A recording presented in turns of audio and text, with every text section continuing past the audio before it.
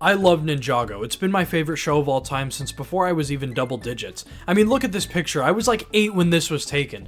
By the way, if anyone knows where I can find this shirt in adult sizes, let me know because this went hard.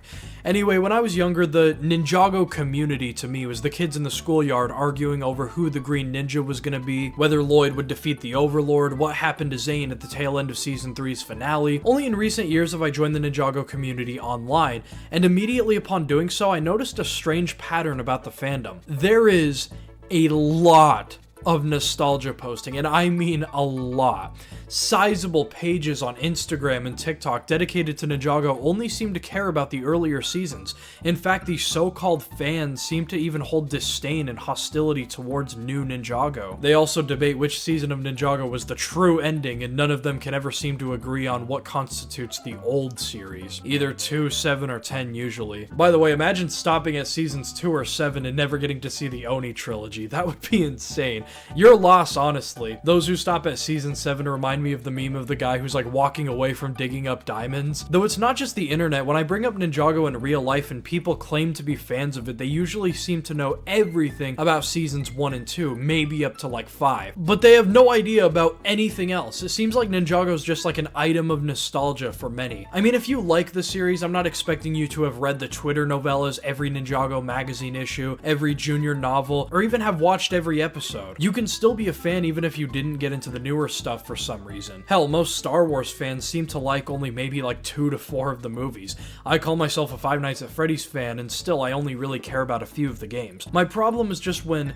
large sections of the Ninjago community, and I mean huge portions, seem to think of it as like a nostalgia trinket, to the point of just constantly putting down the new show, when things now are like better than ever. Honestly, as unpopular as this is, new Ninjago is much better than old Ninjago, and it's not even really close. New Ninjago sweeps without question. This sentiment would baffle that huge section of the community that's entirely nostalgia based, but it's undeniable. Don't get me wrong, I love the old seasons. Rise of the Snakes will always have a special place in my heart as my favorite season of TV to ever exist. I love Old Ninjago to no end, though my nostalgia doesn't change the fact that it's only ever gotten better and not worse. Before I really dive in, I just want to quickly say my guy Forrest, who made the liminal space game I played on my channel a while ago, but did they have Fortnite?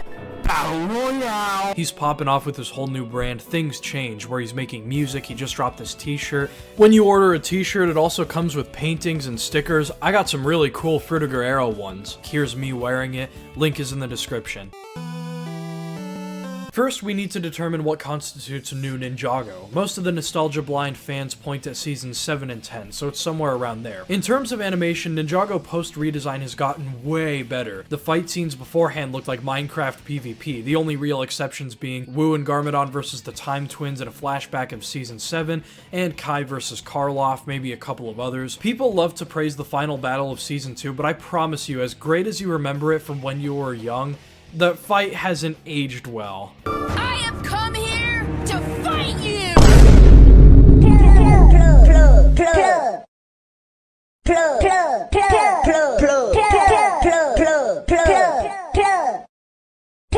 It was basically a bunch of like glorified power blasts with corny lines.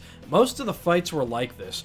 Meanwhile, the fights post-redesign when LEGO switched to Wild Brain are amazing. Zane versus Mr. E, Cole versus the Skull Sorcerer, the Green Destiny battle, Wu versus the Crystal King.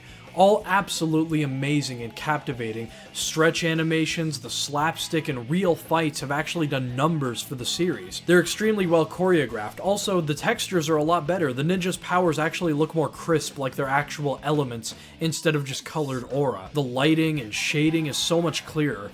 Old Ninjago was riddled with animation errors and sometimes looked like unrendered Blender animations. New Ninjago's textures, lighting, and animation seem to get better and better as time goes on. But now let's talk about story and written elements. The older seasons had good stories, though each one mostly felt self-contained, for better or for worse. There were some advantages, like the many different aesthetics to enjoy, like season 3 was sci-fi, 5 was like dark and gritty, 6 was mystical, etc. Though it wasn't to the benefit of the stories, because the bad guys would always have to be defeated defeated by the end. There always had to be conclusions right there within a season because the writers didn't always know how long a season would go on for and how many seasons there would actually be. It resulted in a lot of them feeling repetitive. The early seasons were mostly just villain from the past who seeks to rule Ninjago is back somehow to unearth some big thing that will be a threat to everyone, so the ninja have to try and stop it. But they fail to stop that giant threat, so now they have to destroy it. Sometimes it takes a sacrifice, sometimes it's just them pushing through. There were some deviations, but that was basically the standard formula.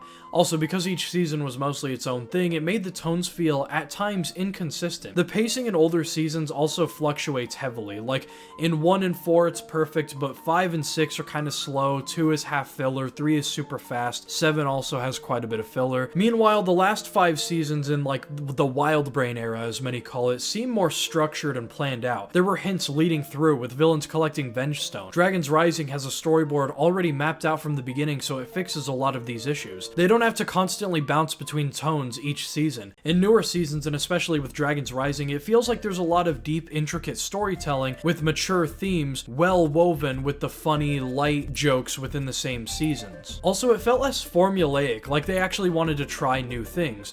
Master of the Mountain, for example, did a lot. Cole works his way up the mountain learning of his mother's powers, while the ninja try to unite the divided races of goblins. Prime Empire did what Season 3 really wanted to try with the Digiverse. Dragon's Rising has so many of its plots in your face while also brewing up ones that take place over long stretches of time to fully flesh out everything. For example, Dragon's Rising now has 60 episodes, about 6 average Old Ninjago seasons, and they've taken their time with the Evil J plot so fantastically that we are only now seeing him start to even show slight signs of returning to his true good self. And it's not like this was stalled or whatever, this was teased and foreshadowed, and then we saw his evil potential, and now we're about to see him lean towards good. Old Ninjago would have forced him to restore all of his memories happily ever after within the season, but now they get to pace it out to fully let the audience absorb the gravity here of each situation. Rather than like, I'm gonna take over the world, like every other villain from Old Ninjago, villains from the new stuff have interesting motives. Vangelis was selling Vengestone and enslaved the goblins. Unagami and Milton Dyer's dynamic was something that felt fresh, as Sphera, rather than taking over the world, just wanted revenge, she constantly says. Kalmar wanted to just destroy human civilization with nothing but pure hatred in his being. In Dragon's Rising, Ross wants to reverse the merge because it killed his people, supposedly. We don't fully know that for fact. They do so many more new things. With Dragon's Rising, the merge has changed so much of the worlds, and the characters get to go through all sorts of new wacky, weird, fun, sometimes unnerving adventures. What they've done here is phenomenal in Dragon's Rising. The majestic locations, mixing familiar places for older fans in with whole new worlds for us to explore. It blends together to create endless possibilities. It's paced like Invincible, where there's countless plots going on, some long, some short, and all of them are extremely intriguing. Lloyd is connected to the Source Dragons. Aaron struggles with confidence and wants to find his parents. Sora is smart but has a troubled past with the Imperium, which is a great allegory for like a fascist dictatorship, just like how the administration is a good allegory for bureaucracy. Nia struggles with Jay being evil. Kai tries to train Wildfire and Frack. Also, we get to see the dark and depressing tale of Kai venturing through the world of monsters, in both the Monstrosity shorts and Kai's monstrous journey. Cole has adopted a new family to take care of. Ross is out here causing chaos. One thing plenty of people harp on is the characterizations in New Ninjago, and while I'd agree that not all of the characterizations are stellar, I'd argue there were more good changes than bad.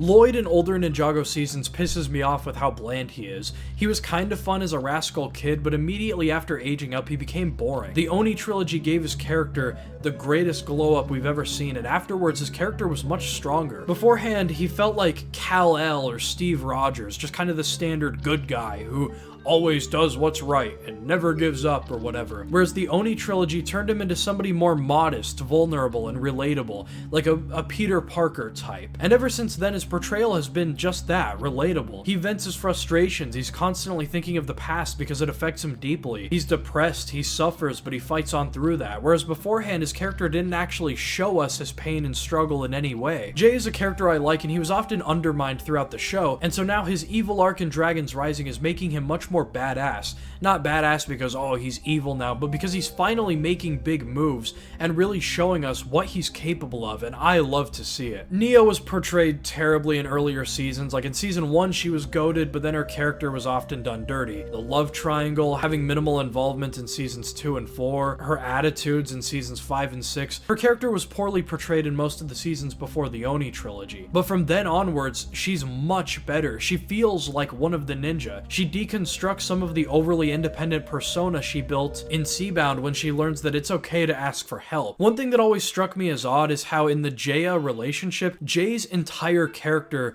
often revolved around Nia, while Nia was just kinda nonchalant. But now, ever since the Evil Jay arc, you get to see how big of a part Jay plays in the life of Nia. It actually balances out their relationship dynamic. Originally, I wasn't a fan of how New Ninjago portrayed Kai. For a bit there, he was kinda just a second comic relief, but with Monstrosity and Kai's monstrous journey, they're really bringing that cool stoicism he had before. And in Dragon's Rising, he feels mature now. He trains up Wildfire, and in the new season, he's the one trying to teach Cole about not letting his emotions get the better of him. He's outgrown that rage he carried, and even if it doesn't make him as edgy and cool as it once did, I can respect the growth. Now, some characterizations do still suck, like Zane is kinda just the robot, which arguably has been a thing since about season 5, and Wu just became super cranky, losing all of his wisdom in the Wild Brain era. But since everyone else's characters improved, I can look past these things, because also the new characters are great. Aaron is like what young Lloyd, like early season Lloyd, should have been. Wildfire is funny, hilarious. Sora is an amazing character. She's so intelligent and cares deeply about everyone. Frack is very, like, relatably awkward. Ross is one of the most intimidating villains in the whole series, just behind Oni Trilogy Garmadon, maybe. The last thing I'll say here defending New Ninjago is the many arguments that it has, quote, gone woke. Those are stupid. Honestly, anyone who unironically casts something off as being woke instead of using actual, like, real words deserves to just literally have anything they say be dismissed completely. But let's get into it. Save my boy Cole. Gay Jago. I see this everywhere. Gay Jago is super creative. People say this because, what, background characters have some pride flags? Oh, sorry, I didn't realize that another group of people simply existing out there hurt your feelings this much. The arbiters of facts and logic, everybody. They tout free speech and free expression, and then as soon as they see something they don't like, it's